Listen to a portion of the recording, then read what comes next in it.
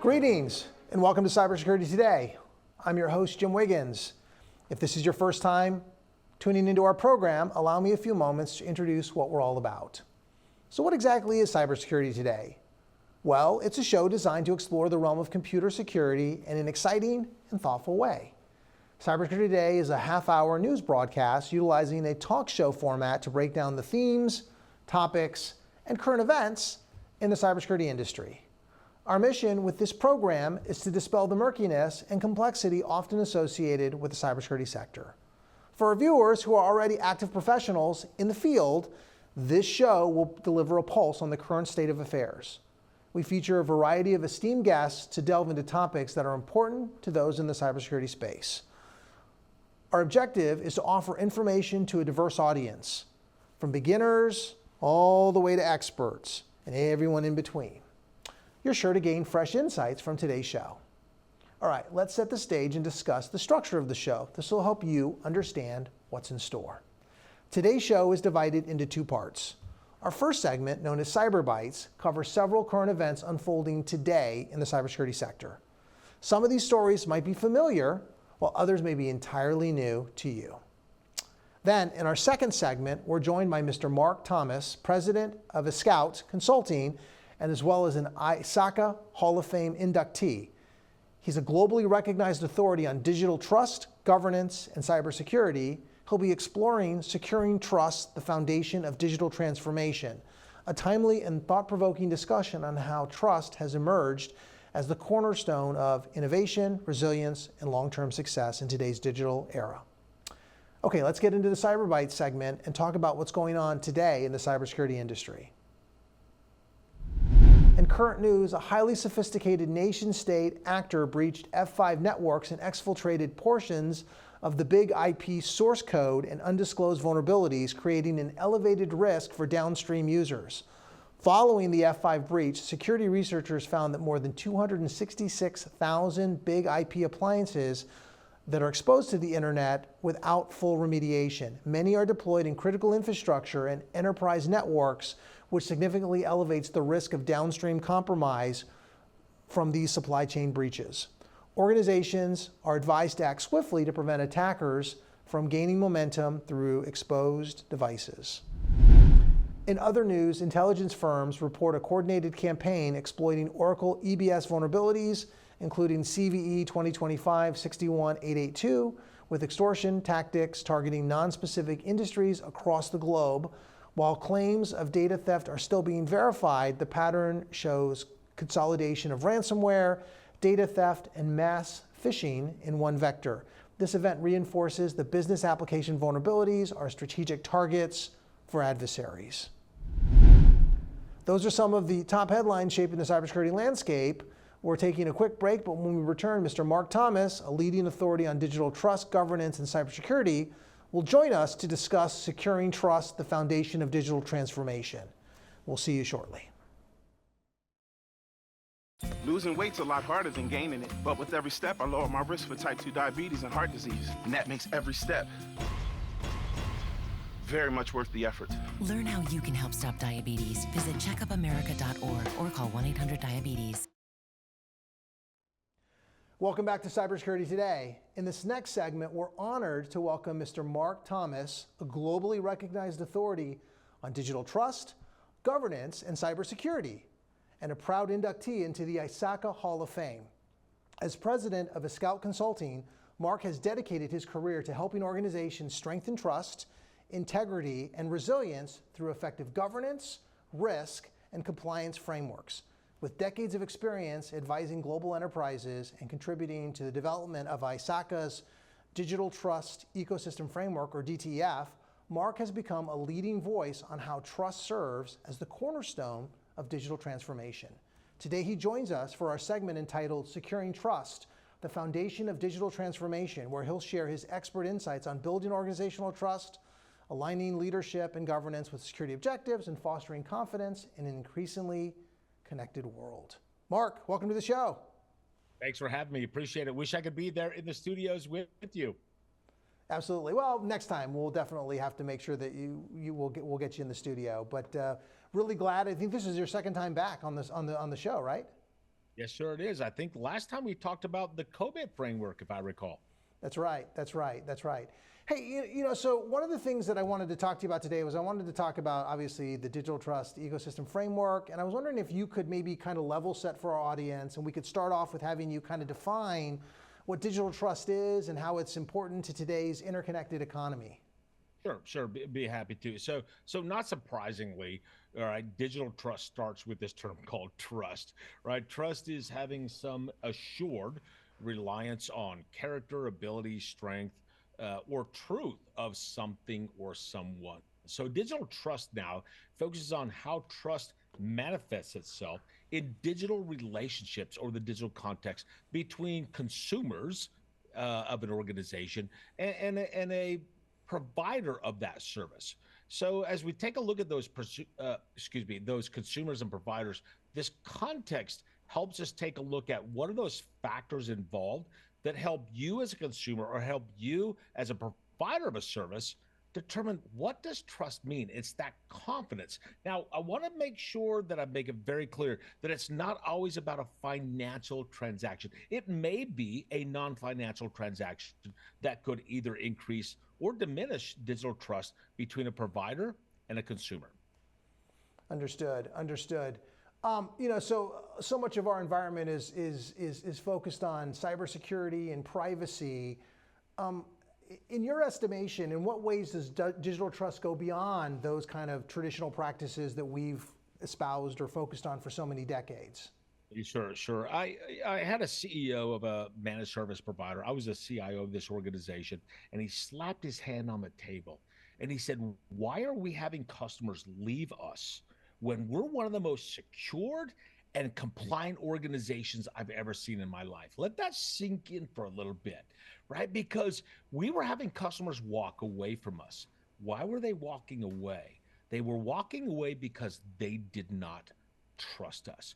So digital trust is bigger than security and privacy. It's about reliability, transparency, ethics, accountability, right? Those types of things. So those are the areas that help build confidence between this relationship between a service or product provider and a consumer of that organization. I think that is a key point here. Understood. I think you kind of alluded to this next question, but I wanted to ask if you could maybe kind of build out, why does or how does trust influence an organization's ability to both innovate and ultimately stay competitive? Now, this is an absolute huge point right now because I have a lot of boards, a lot of organizations I work with, and they're always asking me the question, what's the next piece here? But what's interesting is a lot of organizations and I've seen these globally, they will look at what we're required to do. And I say, you know what, if you're looking at just what you're required to do, you're talking about compliance. But let's talk about performance for a few minutes, right? So you can be trusted, you can protect privacy, you can meet your audits, you can be secured. But if for some reason that customer doesn't trust you, they're going to pack their bags and they're going to walk on to the next organization that can provide that service for them. So I think that's one of the really, really big prerequisites is what do we have in place to take a look at what are the digitally enabled services that we have and the digitally enabled products that we're selling to our customers, our clients, and the organizations that we work with, because it's not always just a customer. It could be another business. It could be a government, right? So on. There's a lot of different roles that we could see in this digital trust relationship. Understood. Okay, so let's delve a little bit into the digital trust ecosystem framework that ISACA has developed. I know you were kind of a co-contributor. You helped kind of build it out. I know there are, I think, 7 key factors: integrity, security. Can you talk about those, and which ones do you think organizations oftentimes tend to kind of struggle with? Yeah, so when we were looking at the components or these elements that comprise digital trust, the first thing is in this framework. I just want to be very clear: is we did not, as an expert group, did not want to sit in a room and pretend like we were smarter than everybody else when it comes to digital trust. What we did was we took the parts of multiple frameworks, of multiple standards and bodies of knowledge and we put a digital trust lens on this. So that's the first thing we want to do, is say, okay, here are the parts that are most applicable from a trust perspective. When we talk about these elements of digital trust, like I mentioned before, is you can be secured, you can protect privacy, but if your customers don't trust you, it doesn't matter. So when we take a look at these areas, I think most organizations, they don't necessarily struggle with controls per se, but what they struggle with is having that confidence, having the reliability, having integrity, the resilience to be able to look at this complete component of all the services that you provide an organization and then say, do our customers trust us? I know that's kind of a broad statement there, but there's a lot of components involved here, because any one component, when it comes to reliability, quality, compliance, and so on, all it takes is one of those components to have a drastic effect on the trust that your customers or your consumers might have, but for your organization. So, thinking about those 7 dimensions that you kind of alluded to that were brought from other frameworks, the security and the privacy are the ones we tend to kind of focus heavy on in our world. But I'm wondering, can you spend a minute or two and talk a little bit about how enterprises can try to kind of measure those different dimensions, those different, what I'll call trust factors, and how they can determine whether they've met the reliability or they've met the, obviously the privacy and the security, the resilience, the quality, and those different types of things. How do you go about trying to validate that to make sure that the organization is in fact trying to meet those respective factors to hopefully build trust for their stakeholder groups? You got it. I think the first thing that most organizations fail to do is they fail to look at the success factors from the different altitudes of the business. So first of all, if I'm on a board of directors, I'm looking at this from a strategic level perspective, right? So I'm focusing on long-term goals. I'm looking at vision, direction, right? Where are we going and why we're going? So that's the first area I think most organizations don't separate that piece out. The second level or altitude down, I will tell you, is the tactical level.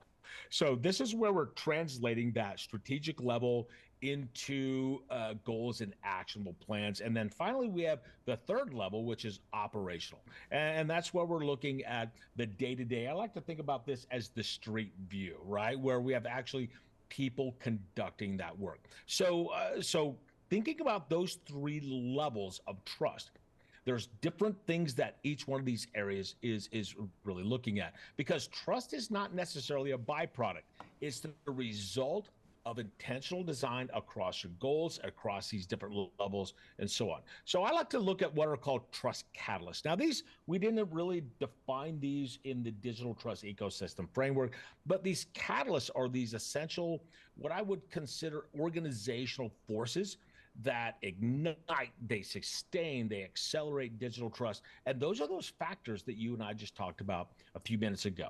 So hopefully that helped out. I know it's very broad, but when you talk about digital trust, it's different for every type of organization out there. Understood.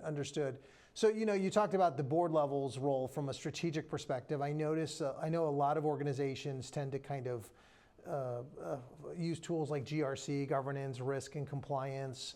If an organization has an existing GRC framework or tool or methodology that they use, how would these trust considerations, these trust factors, effectively integrate or be incorporated into an organization's existing GRC paradigm? Any thoughts on that? Yeah, it's true. I have this famous saying that I always say, and it's called framework overload or framework exhaustion. And you and I actually have talked about this several times. And so one of the things when we were looking at digital trust in the last organization I was a CIO of, I was given very explicit rules by my board. They said, do not bring back all your acronyms. We don't care about your ISOs, COBITs. We don't care about any of those acronyms.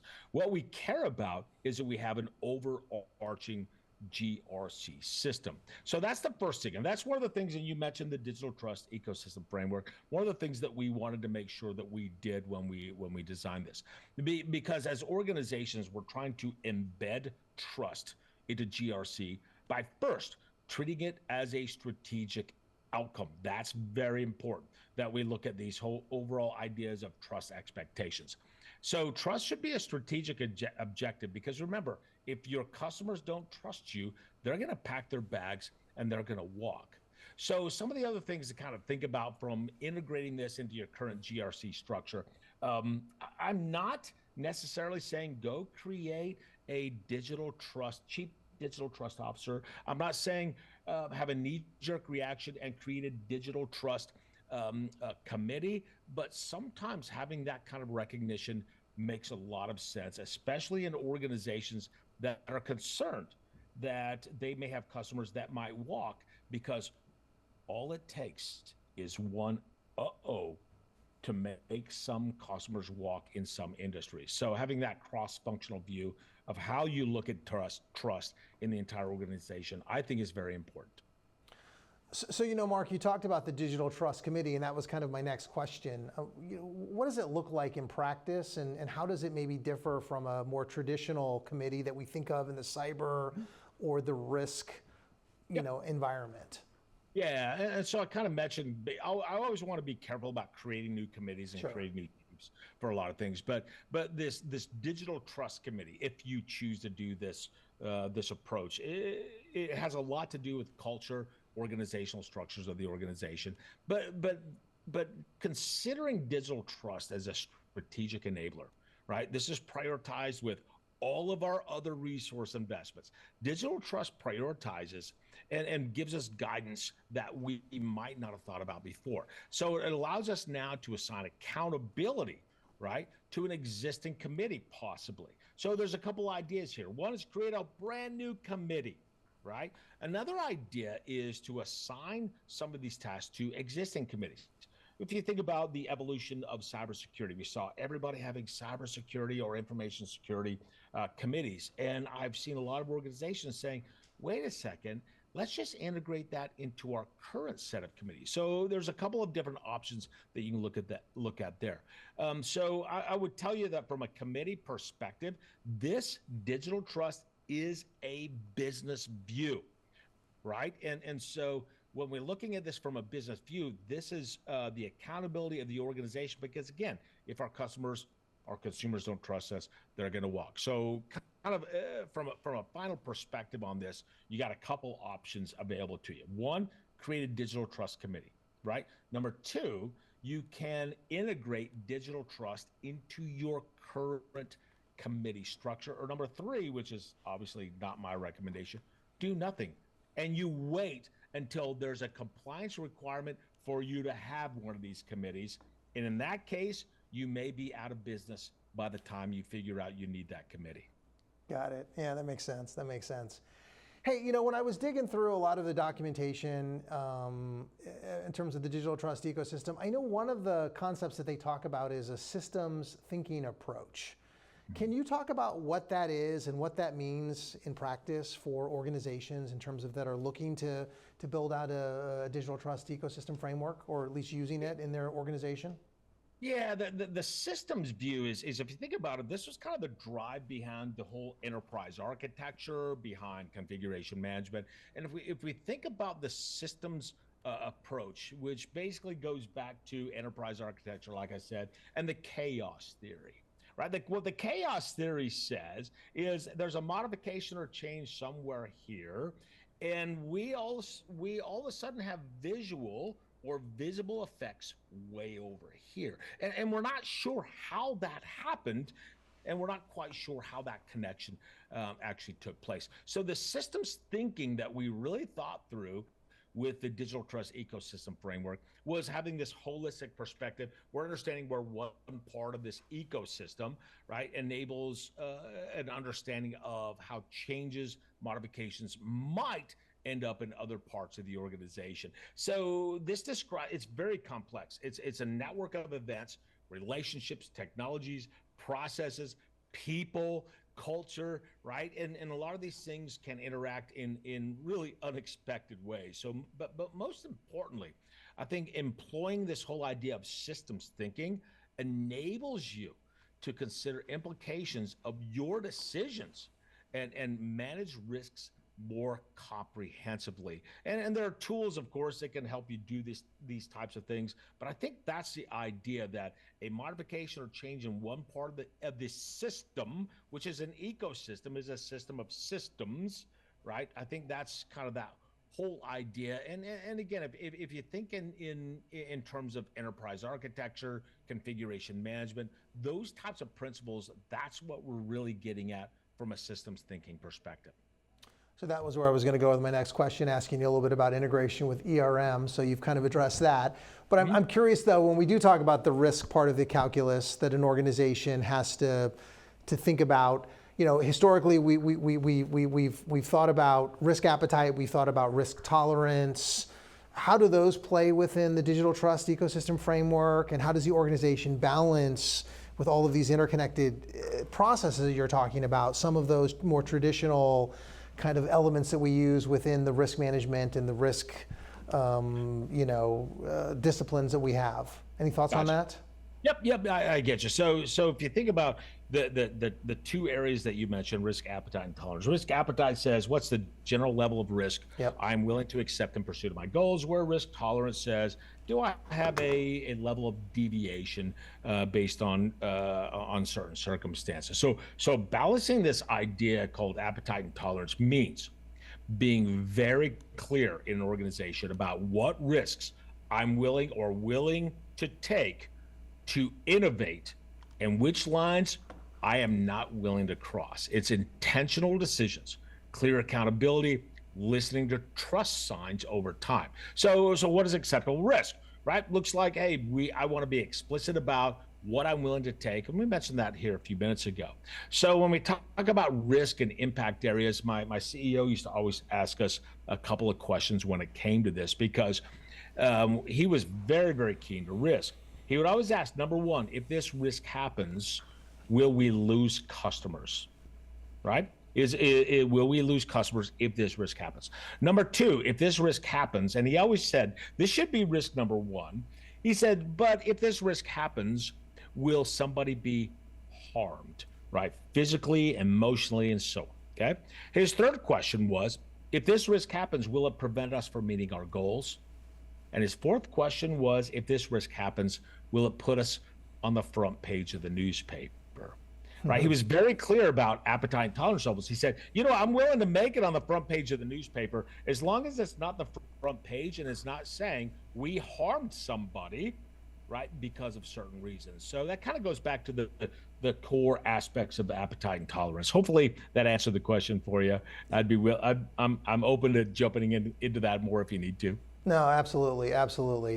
Hey, so the next section I wanted to talk about was implementation. Viewers are probably listening about this, and they're saying, okay, that sounds interesting. Organization comes to you and says, hey, we're at the beginning of our journey. Where should we start? How should we go about implementing this DTF? What's your guidance to an organization that's interested in pursuing this framework? You bet. Even though we have a guide that talks about digital trust implementation, I've always been a critic of the term implement anything. Because if I'm your CEO and you say we're implementing something, I've got a couple of questions for you. One is, how long is it going to be to implement? Number two, how much is it going to cost? And number three is, how much what are the benefits we get out of this implementation? So I'm always very, very careful. I truly believe, again, I do support the word implementation, but I think we adopt. I think as we're adopting this, you're never really done implementing digital trust. And I think it's kind of a big thing to kind of think about there, to look at. So that's my first kind of overarching view here. The second thing is if you're looking at digital trust, remember, this is a business way of looking at measurements. It's not necessarily technical KPIs, it's business. But here's what I truly would suggest. If you want to get started in this, and I have a lot of organizations that say, we're not digitally transforming, so that's not applicable to us. Every product, every service you deliver has some type of digital aspect to that. So the first thing I would tell you to do is take a look at your products, take a look at your services, and determine what part of that service requires some type of digital understanding or digital framework. That's the first thing I think would be make the most sense for most organizations. And then kind of you broaden that, say, okay, well, how does that affect us from a business goals perspective? But I think where most organizations fail is understanding what digital technologies support their services and their products. Understood. Running low on time. My next to last question for you is, let's talk about the future, or maybe even the present, and kind of lead into the future. How do you think emerging technologies like AI and blockchain are either going to challenge or reinforce digital trust as a concept? Any thoughts on that? It makes sense, because I've done a fair amount of research around the future of governance, especially with AI, with a lot of the emerging technologies out there. I will tell you this: emerging technologies, AI, blockchain, and so on, is we need to think about transparency and traceability. AI and blockchain do this for us, right? Blockchain is providing me some verifiable records and auditability, right? We know that. So consistency and reliability. AI can enforce policies, help me with controls, help me monitor at scale, right? We can have faster detection and response times, automated anomaly detection, strengthen my resilience, and so on, and enhanced identity and verification. Decentralized identity modules improve authenticity, privacy controls, those types of things. I truly think this can help. However, you've seen the headlines. All it takes is one headline that says AI did this wrong and everybody sees it bad. So I take driverless cars. We have a lot of those. I'm in Phoenix, Arizona, and we have this thing called Waymo. Right? Waymo, I love Waymo. I take driverless cars all the time. The fact is your safety is better in a driverless car than it is in a humanly driven car. But all it takes is one accident from a driverless car, and the next thing you know, all driverless cars are dangerous. So I want to be careful about looking at that. I will tell you that these are helping us, but be careful about the hype, because remember, sometimes it only takes one to remove all of the great jobs out there. Yep. Okay, last question for you, Mark. How can viewers of the show learn more about you and connect if they have further follow-on questions? So best way to do that is either say on LinkedIn. Mark Thomas is my name. I also do a fair amount of videos on YouTube as well. So website, the website is escoute.com, but mark at escoute.com is the best way, or LinkedIn. Be happy to be connected with your viewers. Awesome. Well, thanks, Mark. We're out of time, and thanks for joining us and sharing your expert insight into digital trust. Thank you very much. Glad to join you. Look forward to our next conversation. Absolutely. All right, so that wraps up today's episode. For more information about cybersecurity today and future episodes, please visit our show's website at www.cybersecuritytoday.org. Additionally, you can scan the QR code that's displayed at the bottom of your screen for quick and easy access to our show's website. Finally, we welcome your questions or comments via email at contactus@cybersecuritytoday.org. Feel free to reach out to us. We're here to assist and engage with you. That does it for today. Thanks a lot for joining us. We look forward to seeing you at our next broadcast. Stay safe, stay informed. Have a great day.